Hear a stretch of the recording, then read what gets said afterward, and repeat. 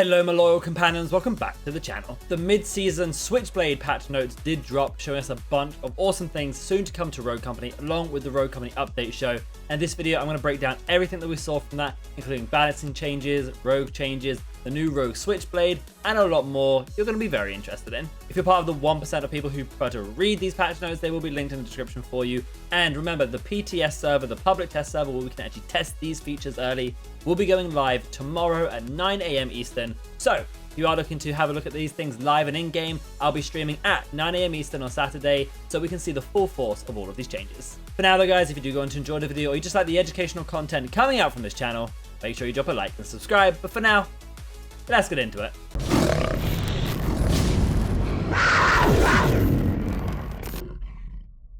Kicking us off is going to be the main feature of this update, which is going to be the new Rogue Switchblade, also known as Helena in the game files. Now, I did make a video going over all the leaked information for Switchblade, which did go over her entire loadout, so I'm only going to talk about it very briefly here, but we have some in-game footage that I'm going to show you of her and some of how these things work that might be of value.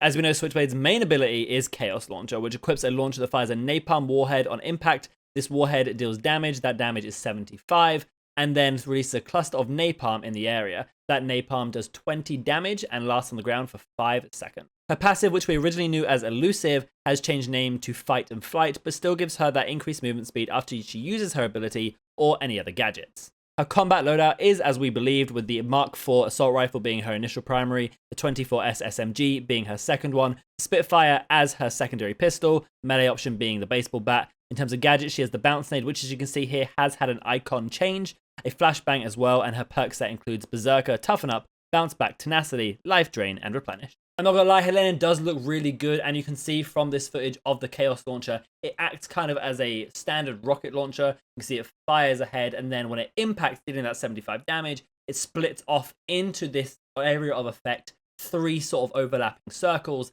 that put that napalm on the ground again. It does 20 damage per second for 5 seconds, which certainly packs a punch. I think she's going to be a really good breacher in addition to the Rogue Company force, and I'm going to be excited to play her tomorrow on that PTS server. You can expect to see a lot of videos covering her, how her ability works, and how the Rogue feels, and whether I think she'll be meta coming in the next couple days. Let's move on to some balancing changes, starting with the weapons. I feel like they have tried in a way to balance some weapons so they kind of go back towards the older time to kill, that slightly faster one. Not as extreme, but just a little bit faster on some of these weapons. They perform more towards the role they are meant to fulfill. Starting us off then is the HRM30K, which is getting a headshot damage increase from 40 to 42 to help its time to kill versus those with armor. The Nightshade, for a similar reason, is getting its damage increase, its body damage increased from 17 to 18, which again should help reduce that time to kill on targets with armor. The Riptide is actually getting a nerf, and this is going to have its fall-off range damage reduced, meaning it's not going to do as much damage as some of those longer fall-off periods. The Mamba is getting a buff where its headshot damage is increased from 24 to 25, and its body shot damage is increased from 15 to 16, so a slight little buff there for that Mamba. The MXR is getting what I think is a much needed buff, restoring some of its old fire rate, going from 4.65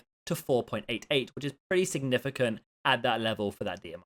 The A3 Salvo pistol is getting a really big buff, which I think was also necessary. The fire rate is increasing from 3.92 to 4.26. The headshot damage is increasing by 1 from 23 to 24, and the body shot damage from 19 to 20. The LW6 revolver, which is Dallas's revolver, is getting a buff also with its fire rate from 2.78 to 3.03, which is actually pretty significant. Shotguns as a whole are getting a bit of an overhaul. They felt like these weren't performing very well, but they are very cautious about buffing them too much because nobody wants a solid shotgun meta running around again. So there's a few small changes to the shotguns that I'll go over now. The Arbitrator is getting a range increase from 6.5 to 8 meters. The SKL6 is going from a range of 7.5 to 9, and its fall-off damage and range have been increased. The S12 Tactical is getting a fire rate buff from 2.67 to 3, which is actually really kind of strong, and an increased damage fall-off from 16 meters to 17 meters. The Striker, which is Lancer's shotgun, is actually just getting a little bug fix where its aim down sight accuracy was a little bit less than intended. The SMGs are also getting a buff with the 24S. This is Lancer, and now Switchblade's SMG is getting a damage increase from 15 to 16, and its level 3 upgrade now provides a little bit of kick reduction.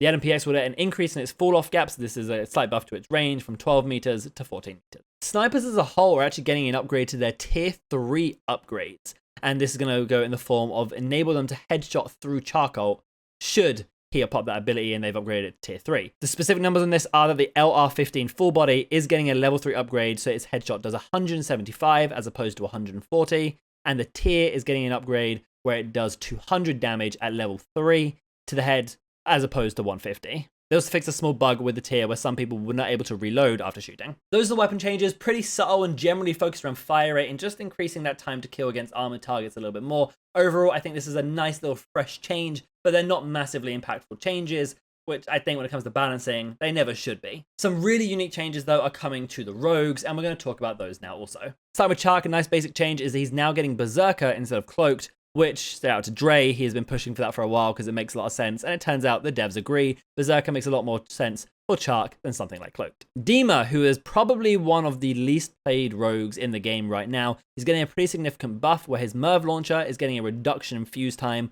from 1.8 seconds to 1.5, so it goes off that little bit quicker, and he's now getting Stalker instead of Nimble Hands, which for a rogue with Mamba as a DMR is actually really nice. This is the first Stalker / Mamba combination we're going to get in the game, and I think some people are going to really enjoy that. Fixer is getting a pretty good buff as well. He's now getting Replenish instead of Headstrong. That'll take away from his survivability, but will reward people for actually using the tier sniper and landing headshots.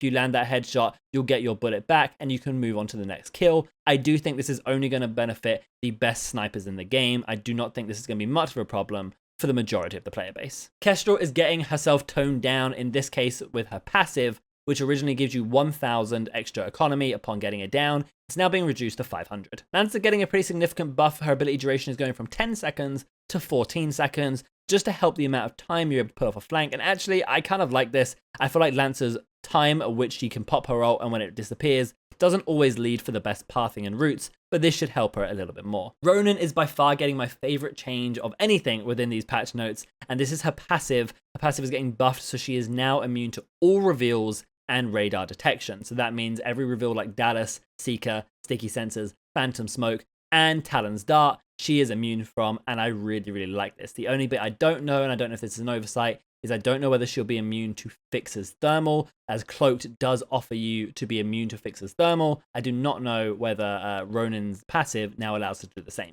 Seeker is actually getting a pretty significant buff to his ability and his passive. The arrow recharge time is going from 45 seconds to 40, so it's a little bit quicker, and I actually don't hate this, playing a little bit more Seeker recently. I do think probably 5 seconds is enough to make that feel a bit better, and the reveal radius is going from 7.5 to 8, so a little bit of extra room on that reveal. His passive, however, is getting a significant buff, going from 60% additional damage on bounced equipment to 70%. This not only means that a bounce arrow headshot will kill through armor, it also means that a bounce grenade will kill through tenacity as well. Talon's getting a small buff to his dart radius, going from 20 meters to 23 meters. Trench is getting one of the more interesting changes coming out of all the rogues. His barbed wire is now going to deal damage. The specific numbers on that damage is 5 damage every 0.25 seconds, which means if you pass through this, what Scott was saying is if you go completely walking through the barbed wire, you'll take about 50 damage to cross through the entire thing. I personally think these numbers could be slightly too high, but I will test it out on the PTS tomorrow and give you an overall thoughts once I've actually had it in-game. Those cover all the weapons and all the rogues. Now we're going to go over some of the perks and gadgets and those small changes that have happened, so we get a full idea of all the balancing that's happened. The adrenaline shots or stim shots are getting a slight nerf, and I think, again, this is targeted mostly towards those power picks that are Kestrel and Sigrid right now. The cost of the initial gadget is going from 3k to 4k. The level 1 increase is going from 2k to 3k, and the level 2 upgrade is going from 3k to 4k. So instead of it costing 8k to get your fully upgraded stims, it's now going to cost you more on the lines of 11k. The bounce grenade is getting another buff with its fuse time being reduced from 1.25 seconds to 1.1. Originally, I believe it was 1 second, and then they nerfed it to 1.25, so now they're finding a bit of a middle ground there. The only perk change is that Paddy Steps is getting a cost increase from 3k to 4k. Again, I feel like that is targeted towards those Kestrel players. So that covers all the balancing elements within this patch notes. There are a few little quality of life things I do want to touch on, a few small changes that are going to be important before I get into game modes and the arms leader event season 2. The first of these small quality of life changes is that gadgets and abilities will now be able to be used while on a zipline. Traditionally, if you try and use an ability while on a zipline, it will not let you, including gadgets. Now that is not the case, meaning if you try and put out like Ronin knife or even try and use Kestrel ult on a zipline, you'll be able to. The only things that do not work are stationary abilities and gadgets such as Anvil Shield or Claymores. They will not be able to be used on that zipline.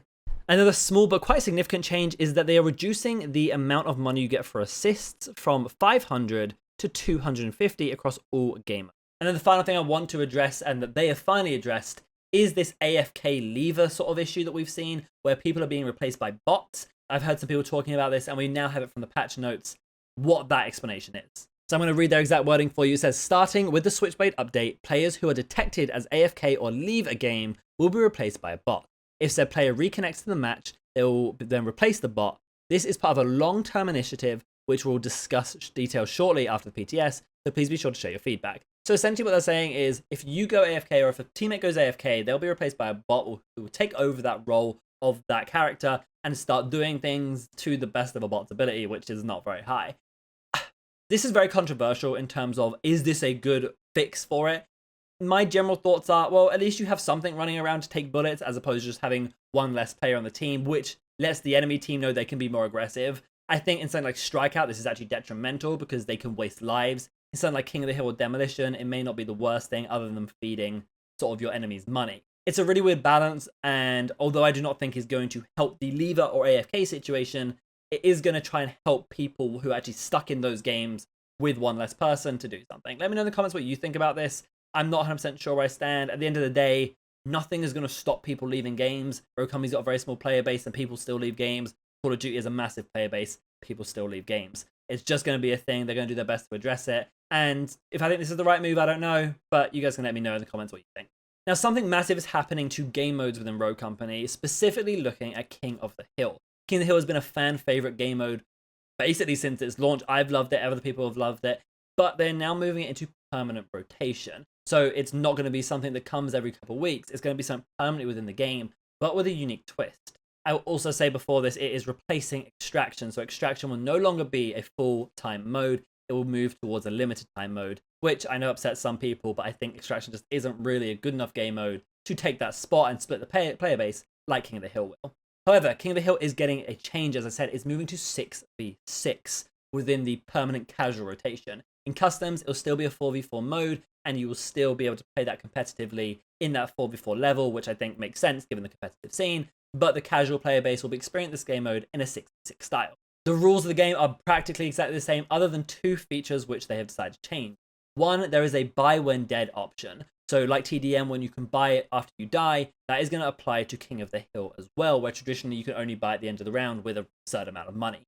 Now you'll be able to move through the round itself, buying when you die and helping to find that advantage for you and your team. The other change that they're doing that they mentioned is that they are going to randomize the locations at which they spawn. The first spawn point will always be the same, but then from then on, they will randomize which location they go to.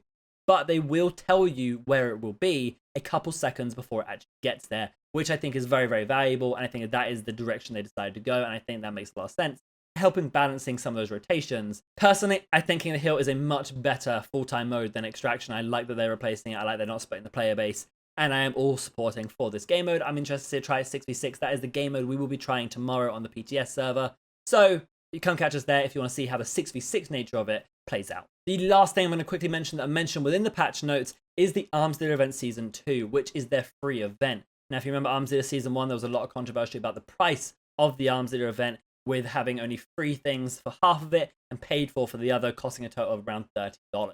Now that has changed. The entire thing is free. If you want to spend a bit of money to sort of accelerate yourself through it a little bit more, you can, but you are under no obligation to, and you can earn every single reward purely by playing the game and completing these missions. And I think that is just fantastic. I think this is one of the best things they did in this patch, is bring out this free non-money grab. Hey, we heard what you said. We are listening to what you say. Have some cosmetics by just grinding our game and enjoying our game. I love what they did there. I'm not going to go into a lot of detail about every single reward. I will cover that in a future video in a couple of days once I've seen it on the PTS, and I'll break it down for you then.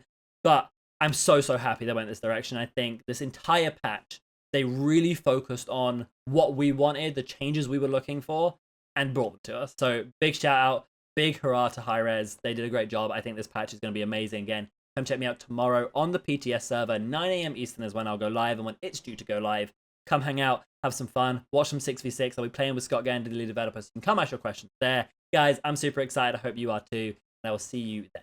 Okay then, guys, that takes us to the end of the video, and if you did enjoy, make sure you leave a like, subscribe to the channel. You can also come follow me on twitch.tv/RADTHARGAMING to see live gameplay commentaries, also on TikTok, Instagram, and have a second channel, More Radthar, all linked in the description below. For now, guys, I hope you have a fantastic day, and as always, be loyal, be brave, be relentless, and I'll catch you in the next video.